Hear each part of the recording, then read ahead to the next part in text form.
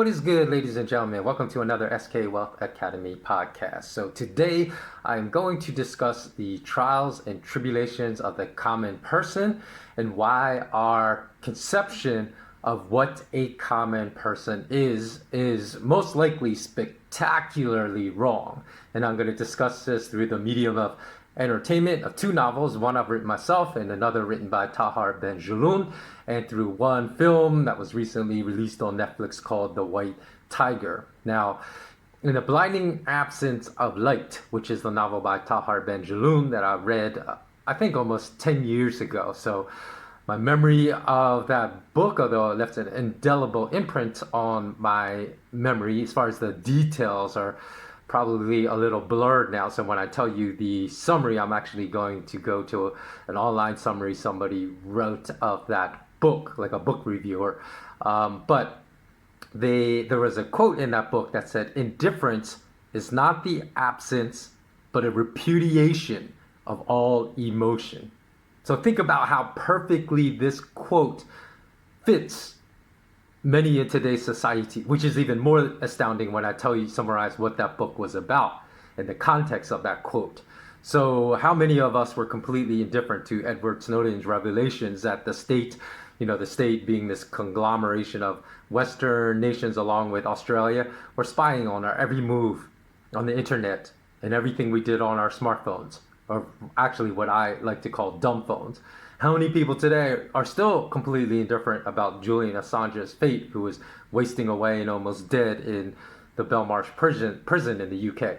How many people last year were completely indifferent to global lockdowns, as long as, this is the caveat, as long as they didn't suffer a significant decrease in quality of life? How many weren't different to the people whose quality of life were extremely negatively affected just because their lives were not? And then we begin to see the parallels between the characters in Tahar Ben-Jelloun's novel and this quote of indifference not being the absence but a repudiation of all emotion. Now, that book, This Blinding Absence of Light, also inspired the writing of my book. So I'm going to get to This Blinding Absence of Light in about 5 minutes. Just want to really briefly discuss the novel I wrote, because the title I assigned to my novel was inspired by the wordplay of Ben-Jelloun's novel, and I titled my novel The Staggering Depths of Blissfulness. And this book was a book that was kind of like an amalgamation of my own experiences and observations that I witnessed through my travels through poor rural areas of Southeast Asia, because I probably have traveled through, I don't know, at least a dozen nations in Asia. And in villages in which I stayed, in which most inhabitants did not have running water or electricity, in the morning I would observe people going to the wells to get water, and I would observe them, because of their lack of electricity, cooking in hearths dug in the dirt floors of their homes. And sometimes in countries like Laos, unfortunately, such actions set off unexploded ordnance still buried in the ground left over from the Vietnam War, which caused tragedy and amputations that are still ongoing today. That is correct, in 2021, because the US never went back and cleaned up all the unexploded ordnance they dropped on Laos. So people are still being maimed and suffering limb amputations from buried unexploded ordnance in Laos. And other times I slept in simple huts built on stilts to deal with the floods of the monsoon season. And this is through my travels. I'm not saying, I spent 3 or 4 months living this way. And I heard roosters running beneath me all night long. And then in the morning would wake up and go bathe in the freezing cold mountain rivers. But those experiences to me were exhilarating. And what struck me during these travels for the first time in my life is that this is really the life of the common person around the world. My view of what a common person's life was just completely warped by being born and raised in Philly, even though I worked in some hardcore neighborhoods in Philly, in Southwest Philly, and North Philly, and South Philly for 4 years after I graduated from university, some of the most crime-ridden, hard neighborhoods of Philly. That still was not the life of the common person. So I guess there's a trade-off, because the poverty is so much greater for the life of the common person, but you don't have that level of danger and crime that I experienced during the first 4 years of work post-university. So again, what also struck me, was very striking during my travels at this time, were the dozens of people that I met that seemed so happy, but yet had almost nothing as far as any Westerners would think, as far as material wealth was concerned. Maybe they had one pair of shoes. Some of them actually had no shoes, would always walk around barefoot. Maybe 1 to 2 pair of pants and maybe 5 or 6 shirts, and this was it, which is basically my life from being locked down after traveling for 2 weeks on holiday, being stuck. That's my life. One pair of pants and 5 shirts. So this spawned my novel, in which I witnessed staggering depths of struggle and despair that would lead to extraordinary, not ordinary, that would lead to extraordinary times of happiness from those that experience staggering depths of struggle, and times, basically experiences that you and I would think, such as like a decent meal with a week, that we probably experience at least once a week, and that you and I would not think twice about as an experience of extraordinary blissfulness. So here's a summary of my novel. The Staggering Depths of Blissfulness is a story about the loss of innocence through the exploration of consciousness and perception. When MCA, a young man whose life is marked by alternating events of staggering beauty and anguished tragedy, is uprooted from a simple Laotian village to attend college in New York, everything that he believes to be true about life suddenly comes into question. Though his assimilation into Western life leaves him confused and directionless, under the tutelage of a blind man with extraordinary perceptive abilities, MCA learns to harness the power of 3 dominions, hauntingly beautiful sensory experiences that blur the boundaries between reality and dreams. When MCA's obsession with the 3 dominions threatens to destroy his delicately woven relationship with his girlfriend Melina, he must race to unravel the secrets behind the 3 dominions. Succeed, and he will rediscover the joy of a previous life. Fail, and he will forever lose Melina. So though there are elements of enhanced perceptory experiences interwoven into this story that involve the suspension of belief in what we know bounds our experiences in the real world, the lessons, more importantly, the lessons extracted by the characters in my novel are processed through the lens of the extreme hardships they have suffered during their lives, including extended bouts of homelessness that lead to their extreme appreciation for things most of us take for granted, like the warmth and comfort of a hot shower. So I'm going to put the link below to my novel, also the link to This Blinding Absence of Light, and I will put the names of the films about which I speak about in this podcast as well. So one thing I would just say before I move on to This Blinding Absence of Light, please do not buy my book on Amazon. You can go look it up there to read a few reviews people have left, but please go to lulu.com. You'll find the link below, as you will pay the same price on these 2 sites, but Amazon, we all know what greedy people or greedy person runs that company, only kicks me back $1 per sale of a book, whereas Lulu gives me 6 to 7 times as much. Yeah, they give me $6 to $7 per sale, whereas Amazon gives me $1, and they charge the same price. So let's move on to This Blinding Absence of Light. Let me read you, as I said, a book reviewer on The Guardian. This was his review of this book. On July 10th, 1971, 1,000 Moroccan soldiers were herded into trucks and taken to the palace of Skwealth, where King Hassan II was celebrating his 42nd birthday. Upon arrival, their commanding officers instructed them to find and kill him. Almost 100 guests lost their lives in the ensuing bloodbath, but the king survived. Those deemed responsible were dispatched to Kenitra, a prison known for its harsh conditions. However, most of those imprisoned were unwitting and unwilling participants in the coup, and many had not fired a shot. On a sultry August night 2 years later, 58 of them were again herded into trucks and taken to the remote desert hellhole of Tasmamart. Here they were thrown into underground cells of 10 feet long and 5 feet wide. With ceilings so low, they were unable to stand, and with just enough food and water to keep them lingering on the edge of death for years.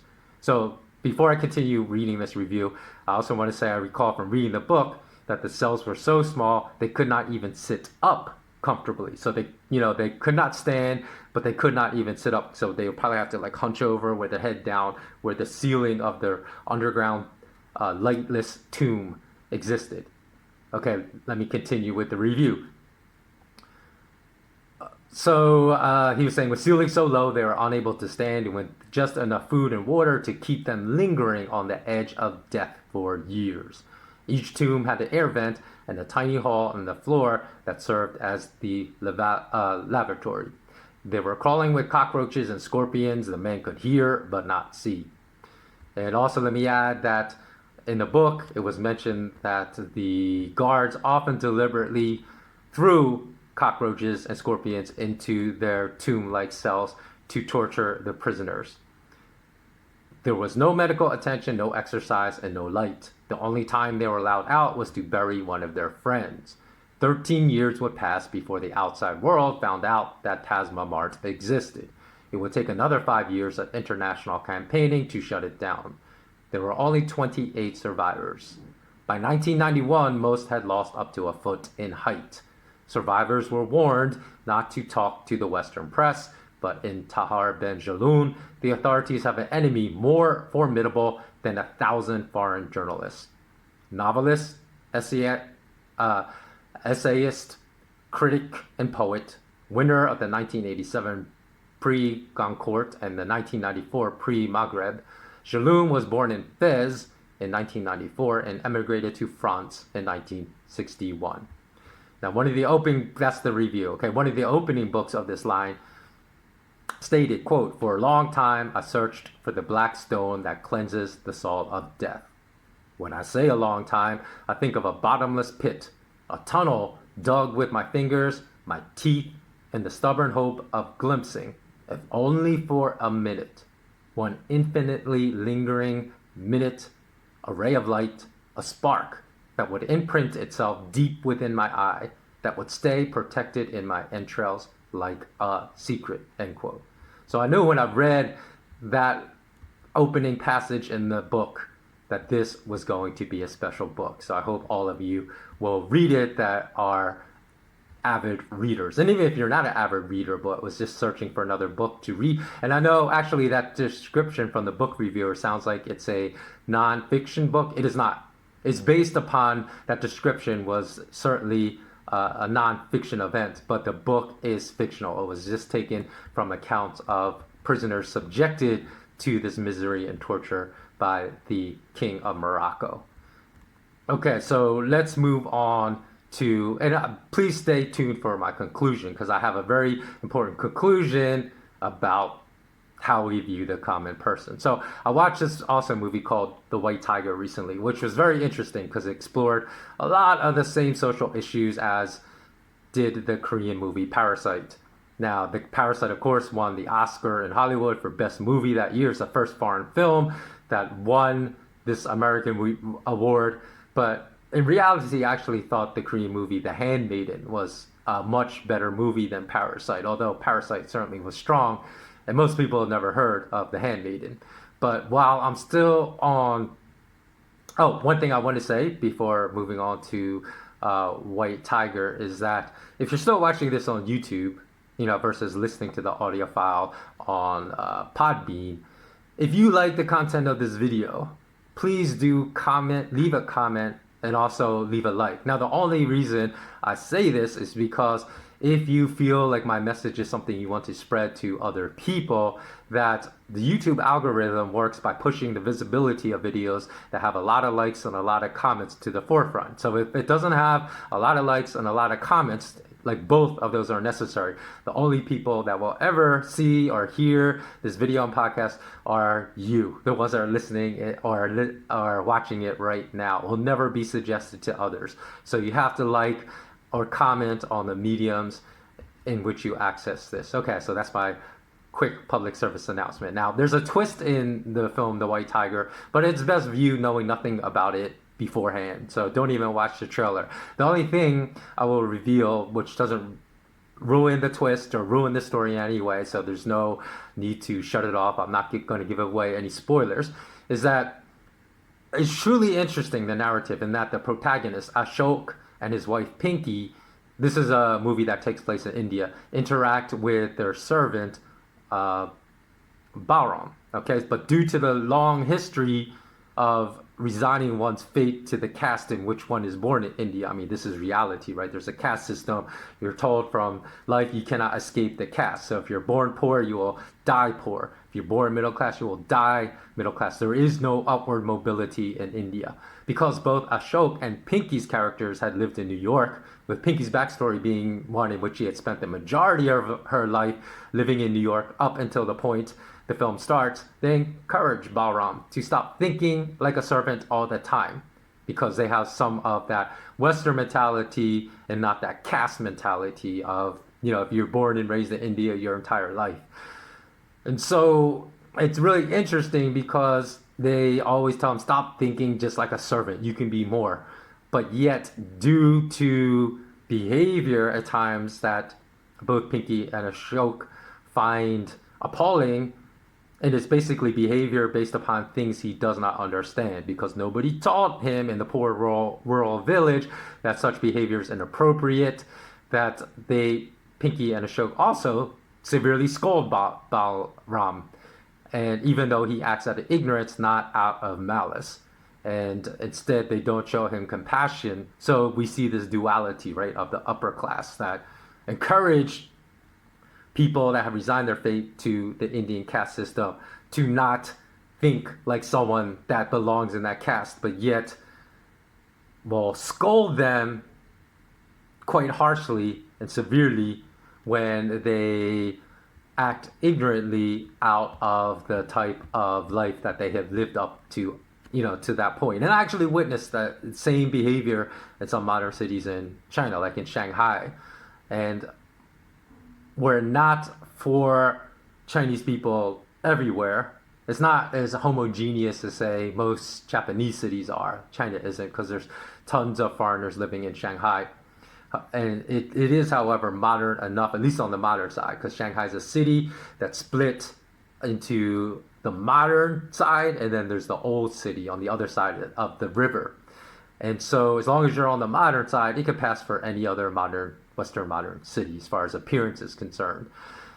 And when I walked around and saw people sometimes just spitting on the sidewalks, or walking around in, not in the heart of the city, not in the financial district of Shanghai, but in other parts of the city, and perhaps we witnessed a 3-year-old just peeing on the street, I learned that these behaviors were exhibited by people that have been poor their whole lives, had just moved to urban areas from the poor countryside, and had started moving into the middle class. So again, like Balram and the White Tiger, they didn't know the behavior they exhibited in the countryside was inappropriate in modern urban settings. So the question I want to pose after all of this is, how many people have you watched on YouTube, have you followed on Instagram, or chatted with on chat and video apps that represent the people that truly constitute the common person, meaning the majority of people in this world? I would guess that for most of us, that answer is none, which is quite astonishing.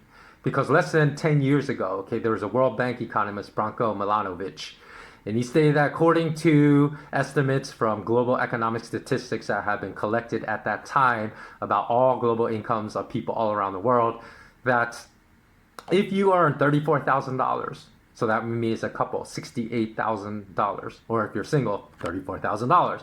This will place you among the top 1% of income earners in the entire world. Think about that.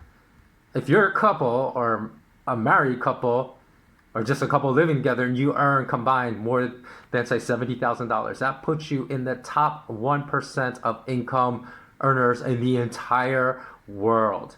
And the median level of income in the entire world, this was less than 10 years ago, was $1,225 a year. A year, not a month, a year. So that means half the world earned less than $1,225 a year, and half the world earned above $1,225 per year. So say we quintuple that.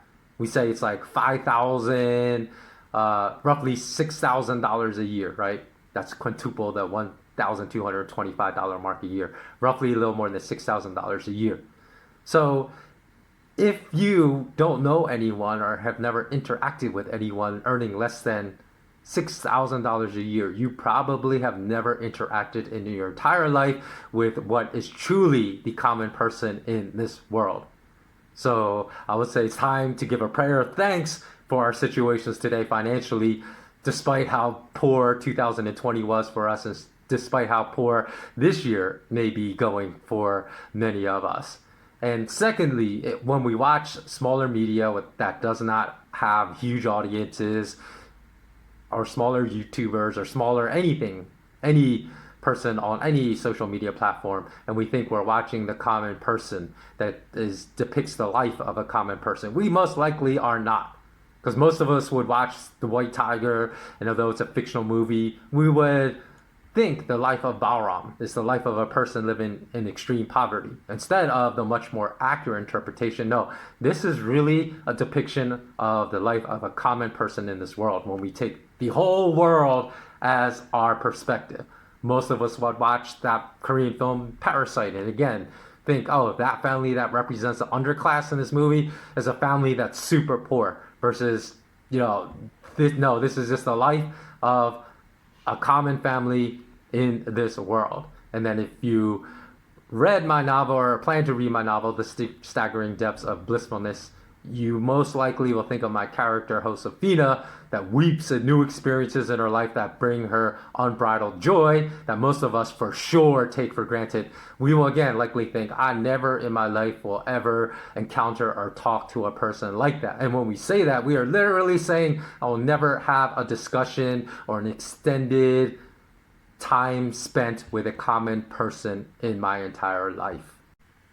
So I want to talk about one other aspect of The White Tiger, which I found really interesting. This is not a spoiler, but there is a part of the film that reveals how the upper class exploits the underclass to ensure their loyalty as their servants and drivers to deliver large sums of cash across the city without ever stealing from them.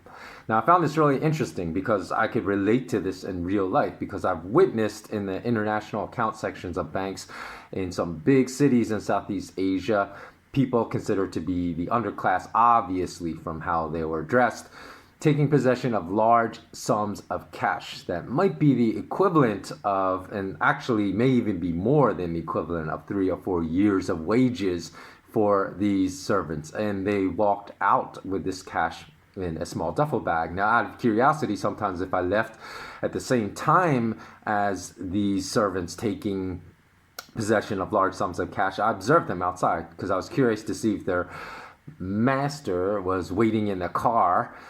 Because that's not my term for them. That's, the servants will address their employees as, their masters. So I wondered if their master was waiting in the car to take possession of the cash immediately, to count, to ensure it was all there. And I was really surprised to observe often their driver just hop on a motorbike and drive away. So I was thinking, hey, what prevents that driver from fleeing, going to the airport, because then they have cash to buy a ticket and then just forever absconding with their money. Now, there was an incident once when I was living in Southeast Asia, and a maid stole I had just returned from Seoul, had some Korean won, which is the currency used in Korea, and had yet to exchange it back to the local currency, and it was about 300,000 won. Now, a maid stole that from me and then just disappeared.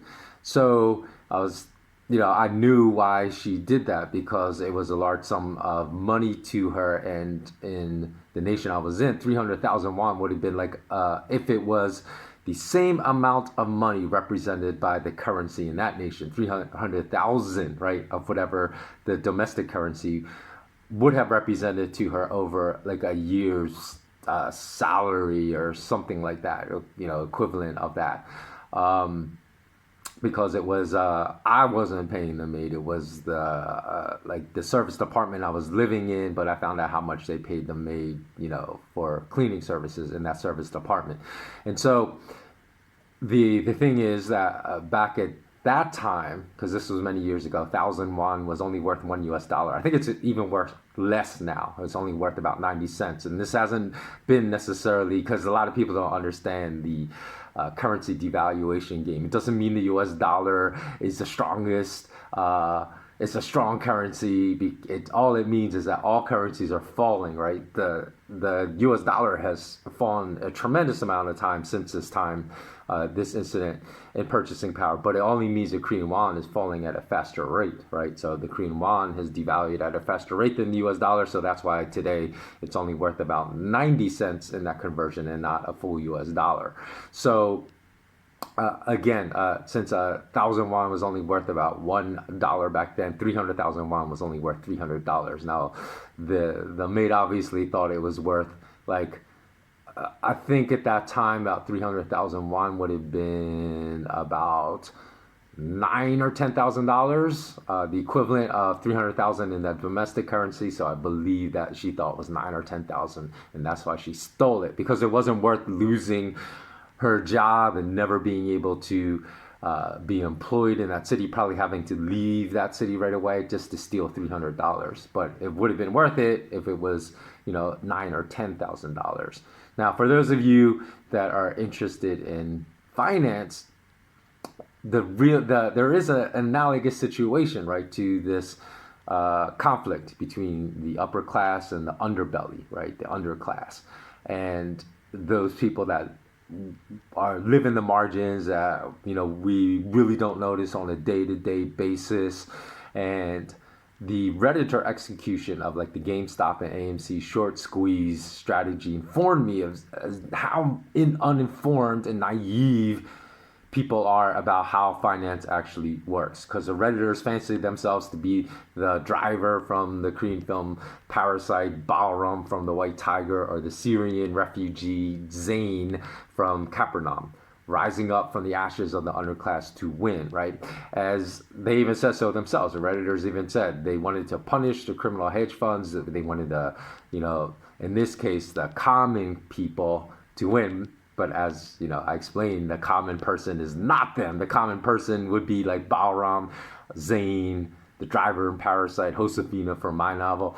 They wanted to send the upper class a message. Now, although this ordeal is not over, they said so many things, like when GameStop reached $500 a share, that the hedge funds they were squeezing had no alternative, had no way out, but they had to buy more long shares, and this would force the price higher. They had no strategy they could execute that would not force the price higher. That showed me how naive they were. They didn't even understand actually how shorting works. They didn't understand that they could roll over their short position to future months. They didn't understand that by going long, that they were providing shares that could be lent out by the platforms in which they were buying, because those platforms, those brokerage firms are always lend out any long shares they can to the short sellers. They didn't understand the situation and how things, they didn't understand that there was historical precedent, which I also explained to my patrons, my SK Wealth Academy patrons at the end of January and the beginning of February. In some podcasts, I explained to them why there was historical precedent for these types of strategies that were attempted in prior years in the commodities market, and how people thought they were going to win, just like the Redditors, but all they did was they created bigger monsters. Because what happened was that there were other hedge funds out there that definitely, with deeper pockets, saw what was going on, probably jumped on board on the way up, made a tremendous amount of money, and then unlike the Redditors, I probably shorted it on the way down. They probably shorted it, GameStop, from $500. I think it went below $60 at one point, and it's back up a little higher now. And then they probably did the same with AMC. So they gave the opportunity for these monsters to become much bigger monsters with much deeper pockets. And in the end, even the hedge funds that they sought to destroy, right, they probably made bigger monsters, because these billions of dollars of losses were only paper that they were bragging about.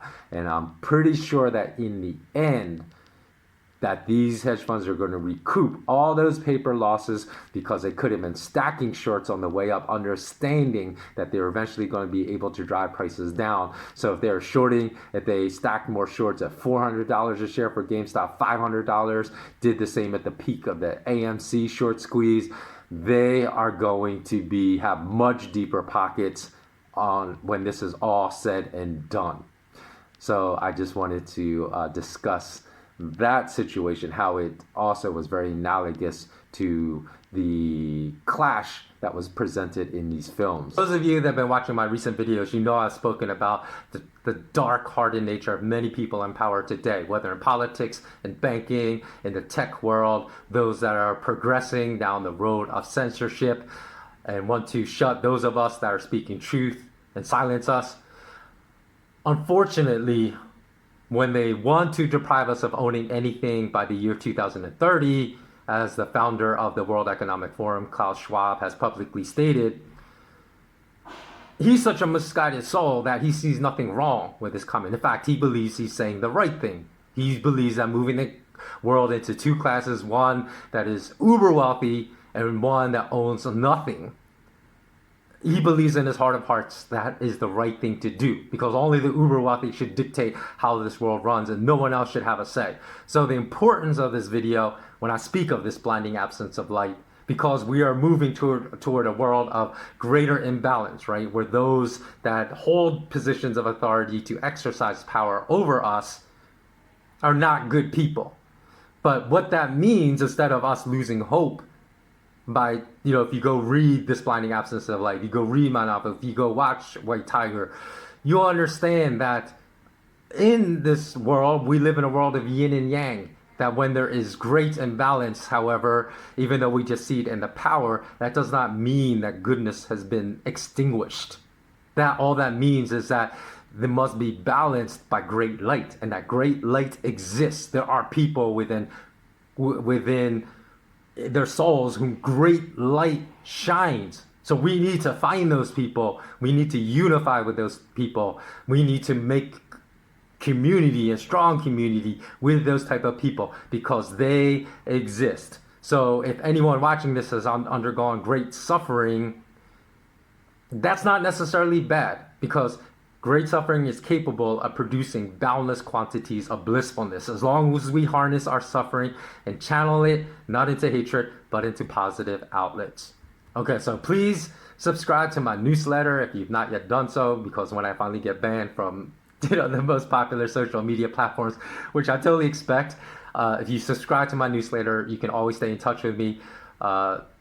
If you want to be so generous as to help the creation of my content, as it's all supported by my content consumers like you, please consider becoming a patron, which you can find the link to your left in this video, or you can contribute to helping me launch my 22-course online academy, SK Wealth Academy, later this year. You can go to the podcast show notes if you want to read about the fact sheet about what is this 22 online course. It will all be included in a fact sheet. You can go to the link to the left if you like to contribute to my GoFundMe campaign. So that wraps it up. Always remember, remain intensely curious, remain immensely courageous. If you watch to the very end, parabéns, bom dia e boa noite.